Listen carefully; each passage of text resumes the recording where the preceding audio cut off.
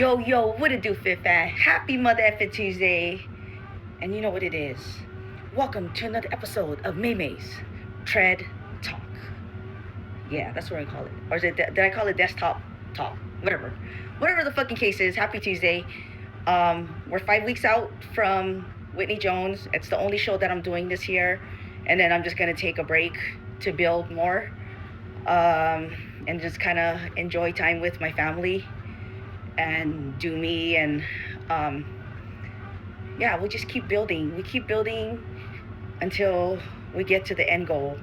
And it's cool because it's not work. I don't feel like it's work. It's a lifestyle, and I'm loving it. I'm loving every fucking moment, and I'm blessed to have the opportunity to be able to do this because, you know what I'm saying, some people wish they can do the things that we're doing.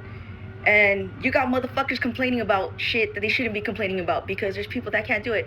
And I know we all have our fucking stories or whatever, but at the end of the day, you know, this is a lifestyle. I love doing what I'm doing, and I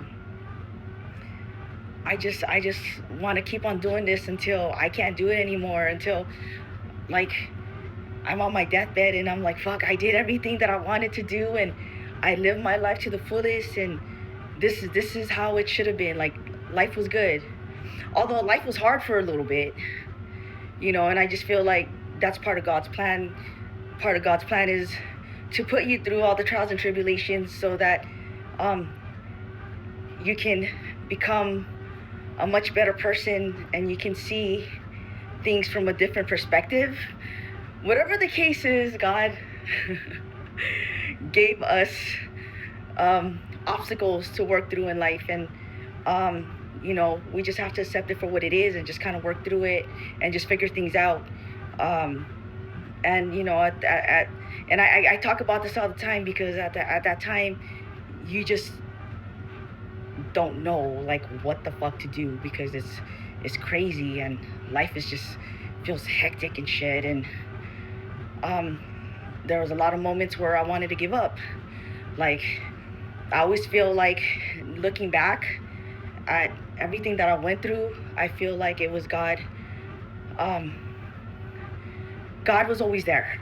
God was always there, right beside me, and making sure that, you know, like, I didn't go off the deep end.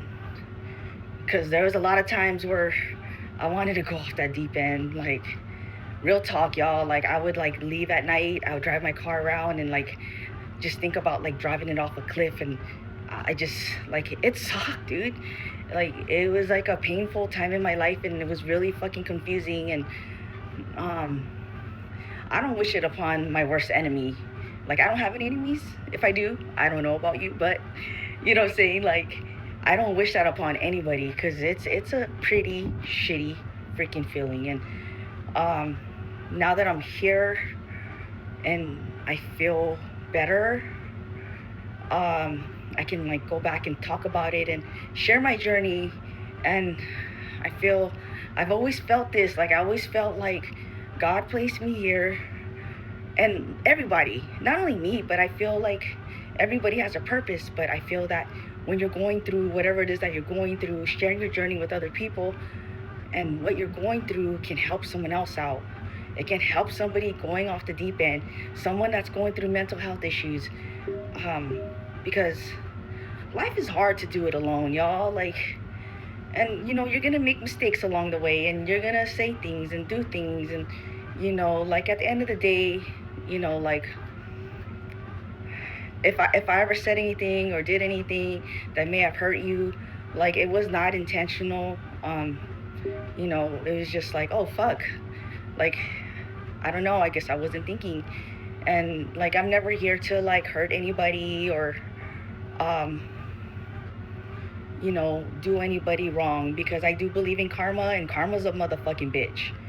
That shit will come around and bite you in the motherfucking ass, like, real talk.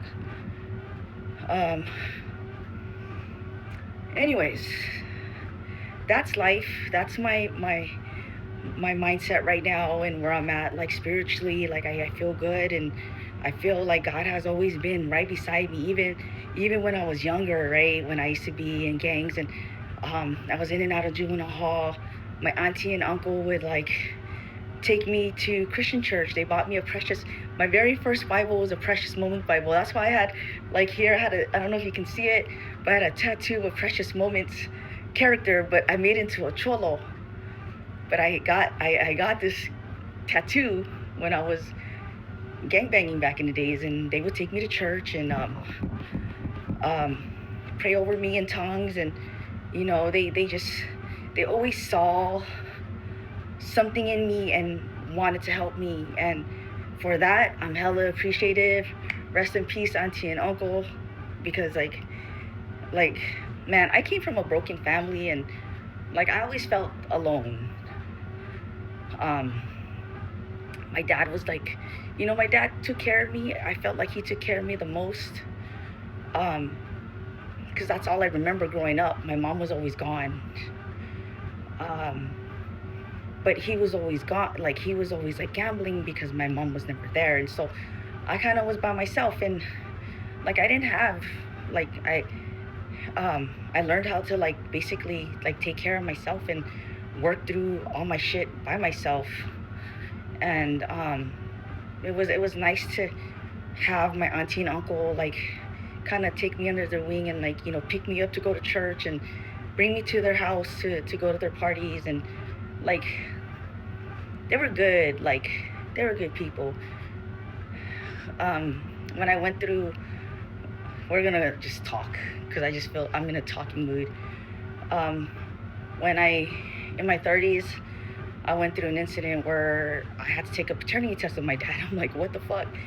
They were the only ones that were like standing by me and telling me to like ignore the noise, and like, damn, like I still remember that. Like I appreciate that. Like they were there for me, and like I would go over there and vent and like just talk about like why, like it was just hard. Like just going back and looking at, everybody has like, whatever they went through when growing up, and growing up was hard. Like I learned a lot of lessons, and I'm still learning a lot of lessons the hard way, and it sucks. And I wish I didn't have to learn lessons the hard way, but because, that's just how I was raised and born or raised. That's what I do. Like I push myself, and you fuck around and find out, basically. But man, like life has been a fucking journey, y'all. Like, man, like where I was at last year and where I'm at now, fucking night and day. Like last year I was just completely lost, and I was just like, felt like I was trying to seek validation from other people too much, and I couldn't think for myself. Basically, I couldn't think for myself. I was lost, and I was depressed, and I had so much going on that I couldn't really talk about the things that I was going through, because it was just, like I was embarrassed. And now that we're here, like, man, all I gotta say is God's good. God is great. Thank you, God, for standing beside me. And I just wish that, like I was better with, like, I don't know. We're not going to just say that, because, whatever's past, and we're here and we're working through it, and we're becoming a better May. But anyways, back to prep. I kind of like, I have ADHD. What can I say? Like, I kind of like talk about anything and everything. But, what I was going to say, 5 weeks out from Whitney Jones, the only show I'm doing, then I'm going to, like I said, spend time with the family. Feeling hella good on this prep. Feel really good, actually. This is like the best I've ever felt. Like, for reals, like the best I've ever felt, the best I feel like I've ever looked. And are things perfect? Or is it like, is everything like all good? No, it's not. But we work with what we got, and we change the way we think and be more intelligent with our fucking emotions and not let it get the best of us. But I'm feeling hella positive about going into Whitney Jones. I did plan on doing Battle of the Bay, But things change, and there's no need for me to do it if I'm doing Whitney Jones. Like, um, competing costs a lot of money, and I know you got to put yourself out there. But if I go to Whitney Jones and I'm doing the same thing, and they're telling me what I need to do, then back to the drawing board, right? We go back to the lab, we work on what we need to work on, then we go back on stage and we do the same thing over again until we get it where we need to get it, and then we go on from there. Um, but yeah, it's a whole like different experience for me this time around. Um, I'm looking at a lot more details, like my hair, for instance. I don't know. I was looking at my hair at, like, on one of my check-ins, and I'm like, "Fuck, I look like Dorothy and shit." I'm like, maybe, like, I did a show with straight hair one time, but I didn't mean to have it straight. It just fucking went flat. But I do want to have like little waves. I don't want to have like crazy fucking tight curls. So I'm gonna mess around with my hairstyle and see which looks better. Um, and then like just being able to like control it on stage. Like, I want to be able to maintain it and like whatever. So we'll see where that road takes us. Um, with my makeup, we're gonna try to not go all crazy looking like a drag queen and shit. Try to keep it a little bit more natural looking, but we have to make it for stage, right? um, but yeah, man. Oh, fuck. I think I think life is finally turning around for me, and I just hope that, like, I can only pray and hope to God that, this is where it's at and it's going to get better. But only time can tell. But we're not going to even look at what could possibly happen. We're just going to live every moment and enjoy it. And, you know, God, whatever God has planned for you is what God has planned for you. And so I just have to go based on that. Um, and yeah, that's my 5 week update. Oh yeah, so I always do this every time I do my updates, right? Oh shit, I thought my phone's gonna fall. So we're 5 weeks out, and I feel like I'm ahead of the game. And then my abs are pretty flat. Glutes, like, we feeling good, and we're riding this shit till the wheels fall off.